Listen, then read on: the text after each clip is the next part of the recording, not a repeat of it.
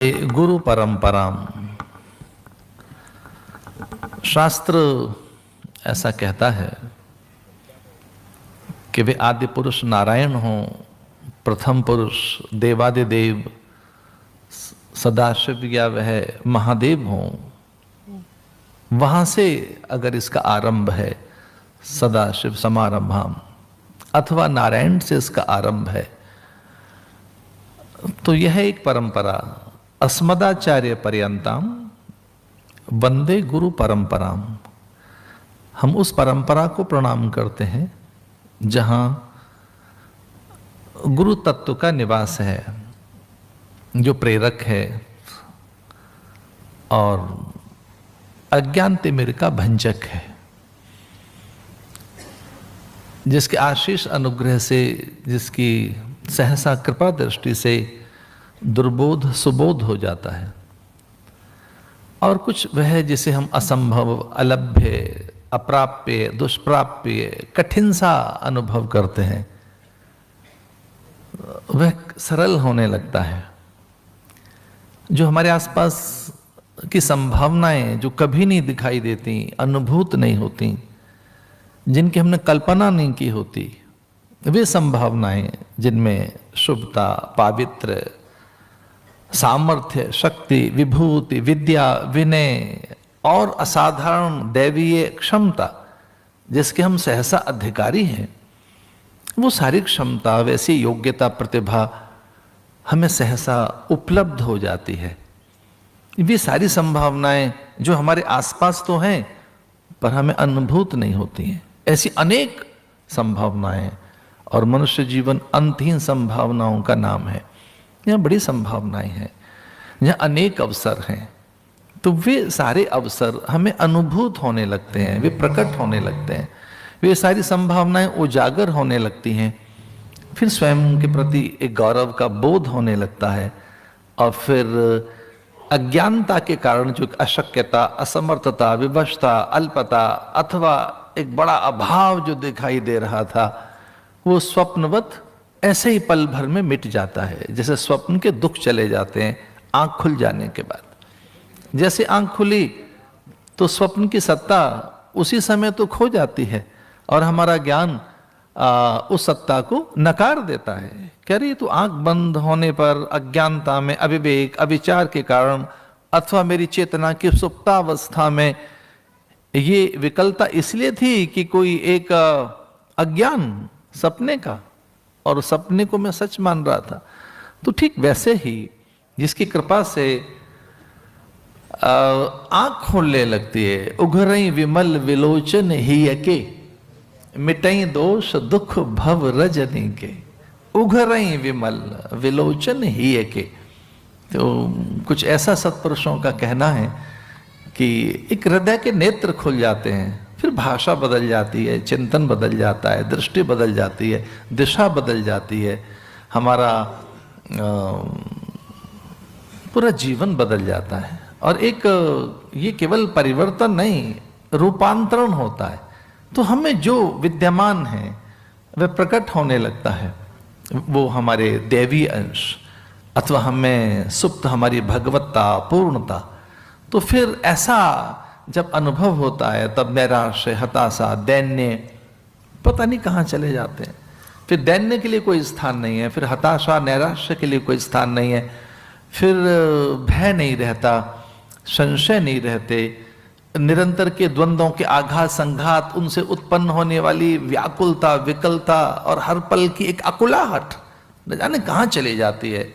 ये सब तब होता है जब कहीं हमारे ज्ञान चक्षु खुल जाए, और वो एक बड़ी घटना तो है कि हमारे ज्ञान नेत्र खुल जाएं। उघरें विमल विलोचन ही के, हमारे हृदय के नेत्र खुल जाएं, बड़ी घटना तो है। इसलिए उपनिषद कहते हैं कि एक बार हम उठें, जगें, और ये बड़ा एक साधन है जो देखने में नहीं लगता, पर इसको करें एक बार, ये बड़ी उपलब्धि है, इसे अर्जित करें एक बार। और वह है कि स्वयं को समझ लें, अपने को जान लें, अपनी सत्ता, अपनी निजता, अपनी निजता के अर्थ उजागर कर लें, अपने होने को हम अनुभव कर लें कि हम क्या हैं। इसलिए उपनिषदों ने बार बार संकेत किए, प्राप्य वरान निबोधत, एक बार बोध हो, इसलिए उसके लिए कहा उठें जगें, उत्थिष्ठत जागृत, प्राप्य वरान निबोधत। एक देखने में लगता नहीं ये प्रथम दृष्टया कि कोई बड़ा प्रश्न है, बड़ा पुरुषार्थ है, या ये कोई वरीयता में पहले करना है, या कोई बहुत ये आरंभिक साधन यही है, लगता नहीं है, पर ऐसा है। एक बार खुद को जान लिया जाए, एक बार अपने को समझ लिया जाए कि हमारी विचार शक्ति कितनी बड़ी है। विचार सामर्थ्य बड़ी सामर्थ्य है, विचार बदलने से दुनिया बदल जाती है। संकल्प शक्ति बड़ी शक्ति है। तो जैसे अंतर्मुख होता है व्यक्ति, जैसे साधक अंतर्मुख होता है, तो उसमें शुभ संकल्प जगने लगते हैं और वही दिशा बदलता है। दिशा, दृष्टि, पथ, पाथेय, गति, मति, प्रकृति, गुण, और हमें एक सकल रूपांतरण घटित होता है जैसे शुभ संकल्प जगता है। तो एक परिवेश कभी भाग्य से ऐसा हमें मिल जाता है, या उस परिवेश के हम हिस्सा बन जाते हैं जहां हमें शुभ संकल्प जगने लगते हैं, और वो परिवेश है आध्यात्मिक परिवेश। तो कहीं हम जाने अनजाने में किसी आध्यात्मिक परिवेश का हम हिस्सा बन जाएं और उसकी समीपता हमें मिल जाए, उसका नैकट्य हमें मिल जाए, और कुछ लंबे समय तक अगर हमें आध्यात्मिक परिवेश मिल जाए तो हमारे भीतर शुभ संकल्प जगने लगते हैं। और वो पहले बताया, तन में मना शिव संकल्प मस्तु, शुभ संकल्प हमारे भीतर जगे। तो ये जो गुरु पूजा का पर्व है, परंपरा को आदर देने का पर्व है, अस्मदाचार्य पर्यंतम। और वे उसे कोई एक देह नहीं माना गया। देव गणनाओं में मां गुरु है। अगर कोई पहले आचार्य कोई ढूंढा जाए जिससे आचरण करना सीखा है, जिससे हमने शौचाचार, शिष्टाचार, लोकाचार, कुलाचार, सभ्याचार, जिससे हमने अन्न अक्षर का बोध, दिशा बोध, रंग संबंधों का ज्ञान, अपनों का ज्ञान, अथवा जिससे हमने कोई पहली चेष्टाएं, प्रतिक्रियाएं सीखी हैं, और न केवल जन्म के समय से अथवा गर्भ से भी, तो वो पहली आचार्य मां ही है। अस्मदाचार्य पर्यंतम वंदे गुरु परंपराम। तो गुरु की गणनाओं में अगर कोई पहला गुरु है तो मां गुरु है, पिता गुरु हैं। हमारे परिजन पुरजन बंधु बांधवों से न जाने हमने कितना सीखा है। और आचार्य गणनाओं में, देव गणनाओं में, गुरु गणना में ऐसा कहा भी, आचार्य देवो भव, आचार्य भी देवता है। तो जहां पहला आचार्य मां है, फिर पिता को दूसरा आचार्य बताया। पिता को दूसरा आचार्य इसलिए बताया कि वह अपने पुंसत्व को गर्भ में स्थापित कर पृथक हो जाता है। 9-10 मास तक उस अंश को सेती है मां। तो मां पहली आचार्य बताई है। उसके प्राण से न केवल देह रक्षण होता है, न केवल उसकी सत्ता जीवंत रहती है, बल्कि उसके अन्न से उसे पोषण मिलता है, भ्रूण को वृद्धि मिलती है, उसके अनुभव और अधिक प्रगाढ़ होने लगते हैं, और वह पूरा पक गया होता है।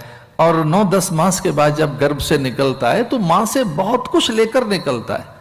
वो बहुत कुछ सीख चुका होता है मां से, हाव भाव, प्रतिक्रियाएं, चेष्टाएं और संवाद, यहां तक कि वो संवाद सीख चुका होता है। भाषा उसमें पूरी उतर चुकी होती है, और पूरी परंपरा और संस्कार। बल्कि आज तो चिकित्सा विज्ञान ये कहता है कि डीएनए को समझा जाए तो पूरी कुल परंपरा उसमें उतर कर आती है, और कहीं उसी के भीतर कुल देवता और ग्राम देवता, स्थान देवता, वास्तु देवता भी चैतन्य होने लगते हैं। ये हमारे शास्त्र भी ऐसा कहते हैं कि वहां वो मां के द्वारा सीख रहा होता है। और बहुत से प्रसंग भी ऐसे आते हैं कि जब एक ऋषि ने कहा, कौन है जो मेरी अशुद्धि की बात कह रहा है, मेरे ठीक उच्चारण के लिए मुझे प्रेरित कर रहा है। वैदिक स्वर तो मेरे सही हैं, लेकिन कौन है जो ऐसा कहता है कि एक बार अपना उच्चारण ठीक कीजिए।